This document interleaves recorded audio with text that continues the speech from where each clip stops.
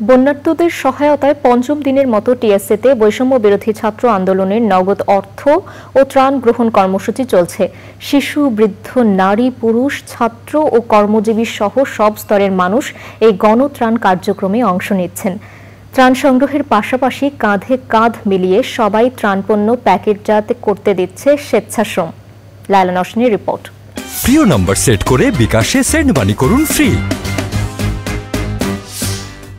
পাপাকে বলি যে পাপা তুমি যে আমাকে টিফিনের টাকা দাও, সেই টিফিনের টাকা আমাকে আজকে আনলি দিয়ে দিও, কারণ আমি আমার ভাই বোনদেরকে সাহায্য করব।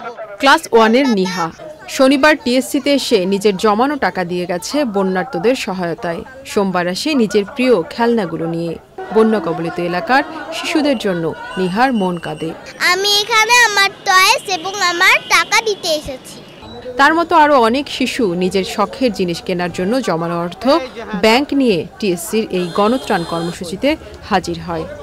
বন্যাদের জন্য আমার সাইকেল জমানোর টাকা দিয়েছি। ব্যাংকের জমানো টাকা ছিল, ওগুলি দিয়ে দিছে। মানুষকে হেল্প করার পরে আমার এত ভালো লাগে, আমি বলে বোঝাতে পারি না। বাবা আমার কাছে তো টাকা নেই, আমি তো ওদেরকে টাকা দিব। আমি বলি তাহলে তোমার যা আছে তুমি তা দিয়ে হেল্প করো। আমাদের দুই ভাই বোনের একটা ব্যাংক আছে, আমরা এটাকে জমা দিতে চাই। ছোট ভাই বোন মারা যাচ্ছে, মুরব্বী মহিলা মারা যাচ্ছে, এই জন্য সাহায্য করতে আসছে। পিকআপ, লরি ও রিক্সা ভ্যানে করে রাজধানীর বিভিন্ন প্রান্ত থেকে আসছে বন্যার্তদের জন্য খাবার আর অর্থ সহায়তা। ত্রাণপণ্য সংগ্রহ ও ব্যবস্থাপনায় অবিরাম কাজ করছেন স্বেচ্ছাসেবীরা। এগুলোকে এক একটা সেক্টরে ভাগ করা হচ্ছে এবং এখান থেকে তারপর পাশের রুমে নিয়ে যাওয়া হচ্ছে। পাশের রুমে একটা টিম গঠন করা আছে, তারা প্রত্যেকটা জিনিসকে একটা বস্তার মধ্যে একটা সেটআপে তৈরি করা হচ্ছে। প্রথম দিন আমার বন্ধুদের সাথে আসতাম, পরদিন এসে নতুন মানুষের সাথে পরিচয় হচ্ছে।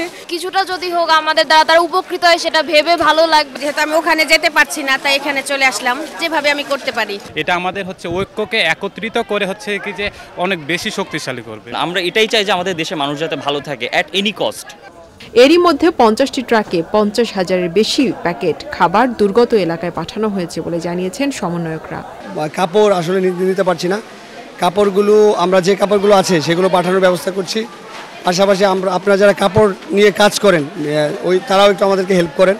টিএসসি ছাড়াও ডাকসু ও ঢাকা বিশ্ববিদ্যালয়ের কেন্দ্রীয় খেলার মাঠে চলছে ত্রাণপণ্য প্যাকেটজাত করার কর্মসূচি।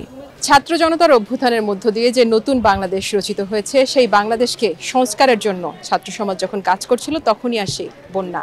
সেই বন্যা থেকে মোকাবেলার জন্য কিন্তু কাঁধে কাঁধ মিলিয়ে দেশের নারী, পুরুষ, শিশু, বৃদ্ধ সবাই এক হয়েছে টিএসসি প্রাঙ্গণে।